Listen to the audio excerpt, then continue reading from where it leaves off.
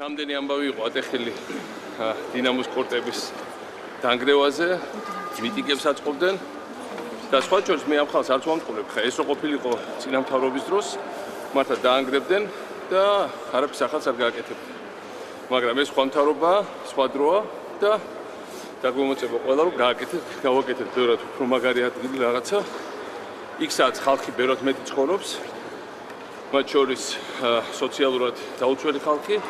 ამიტომ ჩვენ მე მინდა რომ გავაკეთო ასე პროგრამა, ლადო თქვენთან ერთად რომ სოციალურად დაუცველ ოჯახებიდან რამდენიმე ასეული ბავშვს მივცეთ საშუალება დამატებით რა თქვა ოლიმპიკზე გავაკეთოთ აქაც.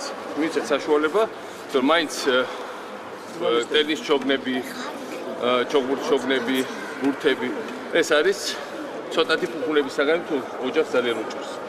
დავეხმაროთ ამ ბავშვებს. გავაკეთოთ პროგრამები პირველ რიგში, იმიტომ რომ ისინი ბევრად მეც მიაღწევენ შრომით, ბევრად მეც მიაღწევენ თავისი მონდომებით და იქ სადაც იყო წინა კორტები, თქვენ ნახეთ რომ შენდება ძალიან დიდი იუსტიციის სახლი და ის ადგილიც დგება ხალხის სამსახურში.